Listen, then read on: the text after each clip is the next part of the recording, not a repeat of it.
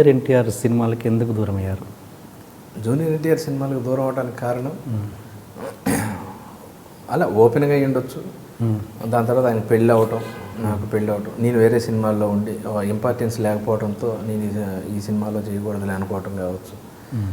ఏదైనా చిన్న గ్యాప్ వచ్చిన మాట వాస్తవం. దానికి చుట్టుపక్కల క్యారెక్టర్లు హెల్ప్ అవుతాయి సార్ బాగా. మన ఆలోచనకి మనకు వచ్చిన ఒక డౌట్ను లేకపోతే మన సెంటిమెంట్లకి ఇది చేయటం, చుట్టూ ఉన్న ఎన్వైర్న్మెంటు వచ్చే వర్డ్ ఒకటి చెవిలో పడితే తను కూడా ఆలోచిస్తారు, కానీ ఫోర్స్ ఎక్కువ ఉంటే సరేలే అంటారు. ఆయనకి అది లేకపోయినా ఆ చుట్టుపక్కల వాళ్ళు నన్ను కట్ చేసి ఉండొచ్చు. మంచి రిలేషన్ ఉండే సార్ తారక్తో నాకు. నేను ఆయన ఎలక్షన్లో ప్రచారానికి వెళ్ళినప్పుడు వాళ్ళు వేసిన ప్లాన్ అద్భుతం. ఇంత ప్రచారం, ఇంత గ్యాప్లో ఆయనకి ఎంటర్టైన్మెంట్. ఆయన రోజు మాట్లాడి రోజు ఇదే చేయకుండా ఈ ఫ్రెండ్స్ అనేవాళ్ళు ఉంటే ఒక్కొక్కళ్ళు అంటే రోజు అందరున్న ఇబ్బంది.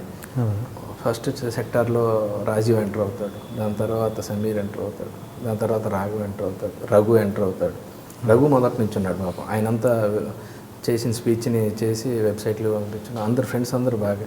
నేను ఖమ్మం ఎంటర్ అయినప్పుడు నేను వస్తాలే అన్నా అని చెప్పి ఖమ్మంకి ఎంటర్ అయిన దగ్గర నుంచి జరిగాం. ఖమ్మంలో అద్భుతమైన సభ జరిగింది, భారీ ఎత్తున పెద్దది. మొత్తం ఆ ప్రచారం దాంట్లో ఖమ్మం టాప్ అనమాట. ఎక్కువ మంది జనాలు, విపరీతమైన క్రౌడ్. పండగకి గ్యాప్ ఉండి బండి క్యారవాన్ ఏమో సర్వీస్ స్టేషన్ పంపించారు విజయవాడ. అందరం కార్లలో బయలుదేరాం. తారక్ గారి కారులో ఎక్కాలి, నేను ఎక్క అన్నాడు. నా నేను బ్యాగ్ తెచ్చుకున్నా, ఆ బ్యాగ్ వెనక కారులో ఉంది తెచ్చుకుంటా అంటే అది తెచ్చుకునే లోపు ఇంకొకళ్ళు ఎవరో ఎక్కారు. ఆ బండి బయలుదేరిపోయింది, ముందు వెళ్ళిపోయింది. అది మేము కొంచెం దూరం వెళ్ళిన తర్వాత ఓ బండి కింద పడి ఉంది. దిగి వెళ్తూ ఉంటే ఇక్కడ ఒక పిచ్చి అతను ఉన్నాడు, బాగా డస్టీగా ఒక పిచ్చి అతను. ఆయనతో ఎవరో మాట్లాడుతున్నారు. మేము అటు వెళ్ళి ఆ బండి లాగా చూస్తే దాంట్లో తారక్ లేడు. ఎవరని చూస్తే ఆ బాగా డస్టీగా పైనుంచి కింద దాకా అసలు గుర్తుపట్టిన విధంగా తారక్ ఉన్నాడు. చూస్తే అదేంటన్నా ఎలా ఉన్నావు అంటే బ్లడ్ వస్తుంది. వెంటనే నా బ్యాగ్లో ఉన్న టవల్ చుట్టారు, మా బండిలో ఎక్కించుకున్నారు. సూర్యాపేటలో మా పెద్దక్క ఉంటారు, వాళ్ళకి ఐడియా ఉంటుంది ఏ హాస్పిటల్ మంచిదని ఐడియా ఉంటుందని వాళ్ళకి ఫోన్ చేసి ఎవరితో చెప్పొద్దు, ఇట్లా చిన్న యాక్సిడెంట్ అయింది, హాస్పిటల్కి వెళ్ళాలంటే పలానా ప్లేస్లో హాస్పిటల్ ఉందంటే వెళ్ళి హాస్పిటల్ని మొత్తం రౌండప్ చేసాం. మేమైతే పేషెంట్స్ కాకుండా మిగతా ఎవరు ఉన్నారో అందరినీ పక్కకు పంపించి ఎవరు ఉంది. తారక్ని చూడగానే ఆ డాక్టర్ చేతులు వణుకుతూ ఉన్నాయి ఈ స్టిచ్చెస్ వేయడానికి. వాళ్ళ బ్రదరే ఒక డాక్టర్ ఉన్నాడు, ఆయన చిన్న ఫస్ట్ ఎయిడ్ చేసి అక్కడి నుంచి హాస్పిటల్కి తీసుకొచ్చాం. డైరెక్ట్ కిమ్స్కి తీసుకొచ్చేసారు. ఆ ప్రాసెస్లో ఒక అతను సరదాగా నవ్వుతానో లేకపోతే సెటైర్కి గాను ఒక మాట అన్నాడు అనమాట, నువ్వు అడుగు పెట్టే యాక్సిడెంట్ అయింది. నాకు కింద నుంచి మొత్తం షేక్ వచ్చింది బాడీ ఒకేసారి. కింద భూమి కదిలింది అంటారు కదా, ఏంది ఎంత మాట అనేసాడు అని నేను తిరిగి రీటర్ అవుట్ ఇచ్చాను. నేను ఉండబట్టే ప్రయాణాలతో వచ్చాడు, నేను లేకపోతే ఏమయ్యేదో అన్నా నేను.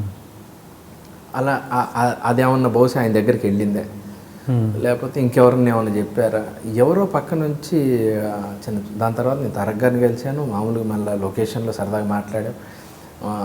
మళ్ళీ సేమ్ అదే సరసం ఉంటుంది, అదే ఫ్రెండ్షిప్ ఉంటుంది, కానీ అటాచ్మెంట్ బాండింగ్ అనేది కొంచెం తగ్గింది. ఓకే. ఇక మళ్ళీ నేను చాలాసార్లు మొన్న రామయ్య వస్తావా ఎవరు, దాని తర్వాత కందిరీగా శ్రీనివాస్ షూటింగ్ జరిగినప్పుడు ఆ లొకేషన్లోకి వెళ్ళాను. దాని తర్వాత నాన్నకి ప్రేమతోనేమో మొత్తం అబ్రాడ్లో చేశారు. జనతా గ్యారేజ్ అప్పుడేమో నేను ఈ షూటింగ్లో ఉన్నాను. అంతే తప్పితే ఓ తెలియని చిన్న గ్యాప్ అయితే ఉంది, అది నేను క్లియర్ చేసుకుంటాను. ఎందుకంటే అతనికి నేనేంటో తెలుసు, తారక్ గారికి నేనేంటో తెలుసు, తారక్ గారి గురించి అందరికీ తెలుసు, నేనేంటి నా ఇన్నర్ ఏంటి అనేది తన క్లోజ్ స్నేహితుడైన రాజీవ్కి తెలుసు నేనేంటో. అలాంటిది ఏం లేదు, అదో జ్ఞాపకంగా అదో మాధుర్యం కోసం వచ్చిందేమో మా మధ్య, గ్యారంటీ కలుస్తాం. అలాంటిది ఏం లేదు.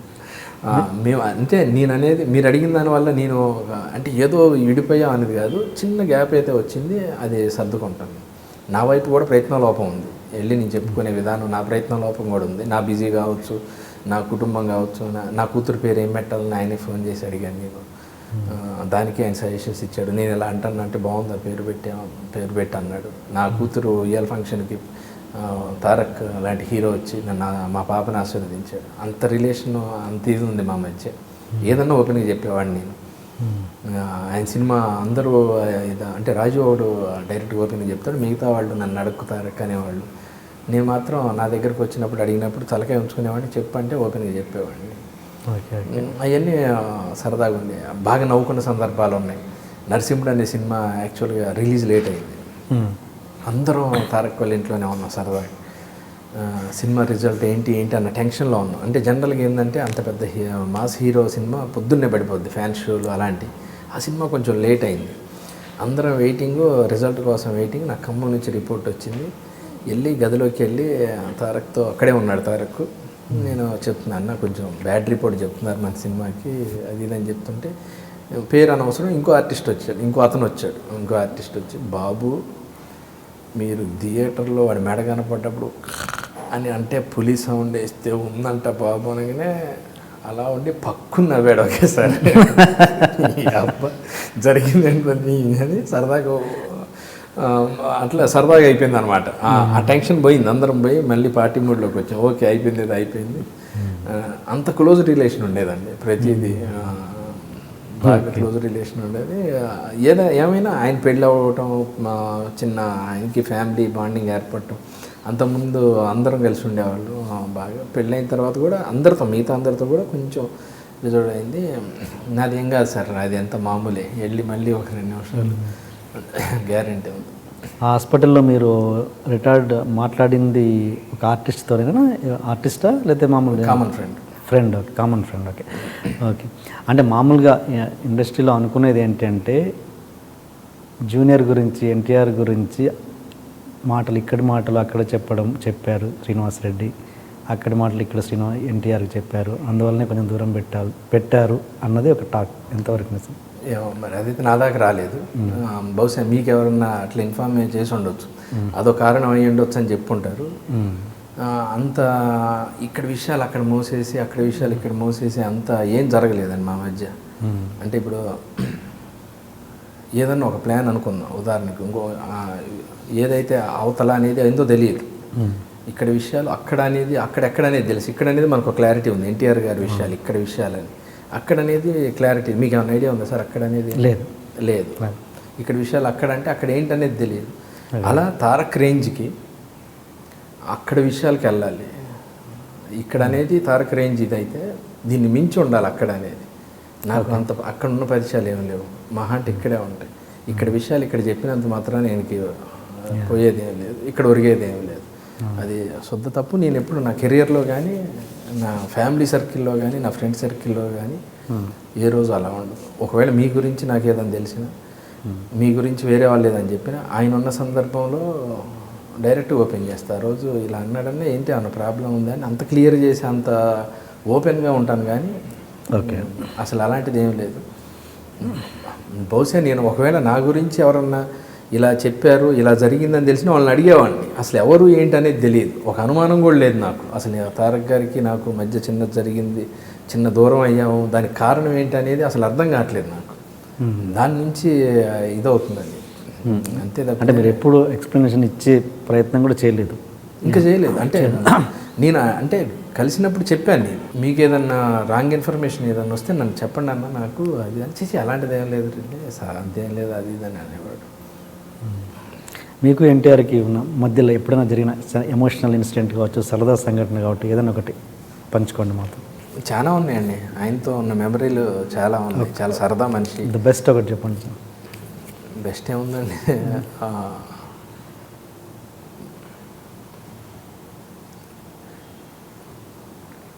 యమదొంగలో ఆ సీన్ జరుగుతున్నప్పుడు సర్కిల్ అంతా అక్కడే ఉంది దరిదాపు.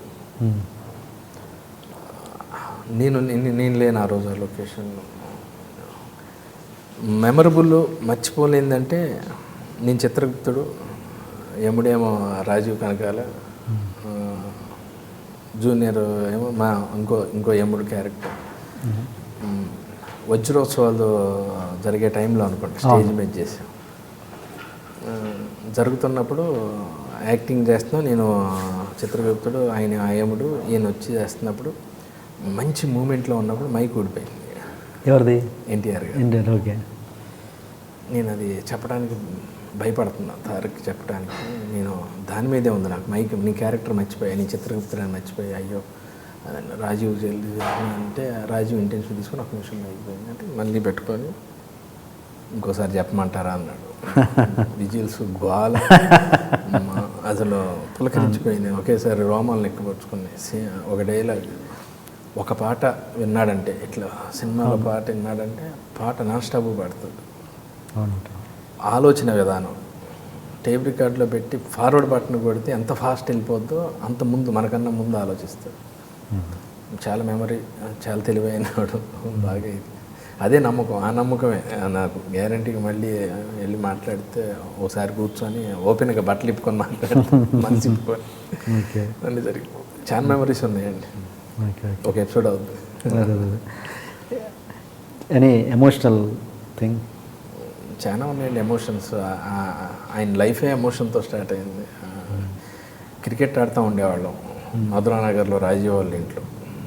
అంబాసిడర్ కార్ వేసుకొని వచ్చాడు ఒకసారి, అందరినీ సరదాగా రమ్మన్నాడు. లేదులే తారక్ చిన్న పని ఉందని రాజీవ్ ఏదో అన్నాడు. ప్రతి ఒక్కళ్ళు నాకు దూరంగా ఉండాలని చూస్తారని కారు ఎక్కి వెళ్ళాడు. అందరం పొలం అని బయలుదేరాడు. ఒక అరగంట సేపు చిన్న ఎమోషన్, దాని తర్వాత మళ్ళీ మామూలు. చాలా చాలా ఎమోషనల్ మనిషి. స్పందించే హృదయం అంటారు కదా, ఎవరికన్నా ఏదన్నా అయిందన్నా కానీ వెంటనే రెస్పాండ్ అవుతాడు. తన ఫ్యాన్స్కి ఏదైనా జరిగిందన్నా, ఎవరికన్నా ఏదైనా ప్రాబ్లం వచ్చిందన్నా, తనకి యాక్సిడెంట్ జరిగిన ప్లేస్లో సైడ్ అది పెట్టించడం కానీ అన్నీ బాగా ఎమోషనల్గా బాగా ఇది తనకి అన్నీ బాగా తెలుసు. అది ఎలా అయిందండి యాక్సిడెంట్? యాక్చువల్గా అది డీప్ కర్వ్ సార్. తను అంటే ఆ ప్లేస్లో ఇలా ఇలా ఇలా ఉంటుంది అన్నమాట. అప్పటికి మ్యాక్సిమం తీసుకున్నాడు. ఆ టర్నింగ్లో సఫారీ కరెక్ట్గా కట్ అయ్యే టైంకి ఇట్లా కొట్టేసింది. పక్కనే పెద్ద బావి ఉంది సార్. అంటే దేవుడు ఉన్నాడంటారు. అదే కొంచెం ముందు కట్ అయితే డైరెక్ట్ బావిలో పడేది బండి వెళ్ళి. లోన్ ఉన్న ఇంకా ఉన్నారు, ఇంకో ఒకళ్ళిద్దరు ఉన్నారు. రాజీవ్ రోల్ అయ్యాడు లోన్. ఇంకో పెద్ద అని మా ఫ్రెండ్ ఒక ఆయన ఉన్నారు, ఆయనకు కూడా తనకి దెబ్బ తగిలింది. తారక్కేమో ఇక్కడ స్టిచ్చెస్ పడ్డాయి. ఆ టైంలో అది జరగకూడదు, జరిగింది. ఓకే, ఎనివే మళ్ళీ మీరు కలిసి సినిమాలు పనిచేయాలి. చేస్తాం సార్, అలాంటిది ఏం లేదు, సమస్య లేదు. తారక్ గారితో అంటే తారక్ గారు అంటానికి కూడా రావట్లేదు. ఎక్కువ అన్న అన్న అని పిలుస్తూ ఉంటాను నేను, చిన్నోడైనా కానీ. ఎందుకంటే సార్ చుట్టుపక్కల ఆయన పెద్ద హీరో. అలా మాట్లాడిన వాళ్ళందరూ కూడా కొందరు ఇదే ఏం తారక్ ఏంటి అన్న వాళ్ళు అందరూ కూడా పక్కన కూర్చున్న వాళ్ళే. ఎందుకంటే ఆయన ఇమేజ్ కానీ పబ్లిక్లో మీకు తెలుసు, నేనేంటో నాకు తెలుసు. అయినా కానీ మనం బయట మన ఇద్దరం బాగా ఫ్రెండ్స్ అయినప్పుడు, మనం మామూలుగా బయట ఉన్నప్పుడు ప్రొఫెషనల్లో ఉన్నప్పుడు టీఎన్ఆర్ గారు ఏంటండి అన్న, మీరు శ్రీనివాస్ రెడ్డి గారు అన్నారు, లేకపోతే సారో లేకపోతే అన్నో, నాకన్నా చిన్నోడైనా అన్నా కానీ నేను ఏంటన్నా అది కాదన్నా అంటా ఉంటా, అన్న అన్న అన్న. అది ఆ టచ్ ఉందండి మా మధ్య, అలాంటిది ఏం లేదు. సినిమా చూపిస్తాను, షో వేసి పిలిచి కూర్చోబెట్టి సినిమా చూడండి అని చెప్పి చూపిస్తాను. గీతాంజలి చూసారా? చూశారు. దాని తర్వాత మాట్లాడాడు, బాగా చేసావు అన్నారు. ఆయన అంటే తెలుసుగా ఆర్టిస్ట్గా నేనేంటో తెలుసు. నాకెందుకో గీతాంజలి రెగ్యులర్గానే ఉంటుంది సార్. అంత అంటే చిన్న అలా ఉంటుంది. కానీ నా క్యారెక్టర్ నేనేంటో ఒకసారి గట్టిగా ఒక తారక్ని పిలిచి కానీ, ఒక రవితేజ గారిని, ఒక బన్నీని పిలిచి, ఇలాంటి వాళ్ళకి పెద్ద వాళ్ళని దిల్ రాజు గారిని పిలిచి, పిఏ గారిని పిలిచి, ఇలాంటి వాళ్ళందరినీ పిలిచి చూపించాల్సిన సినిమా జయమ్మని ఇచ్చాం సార్. ఎస్.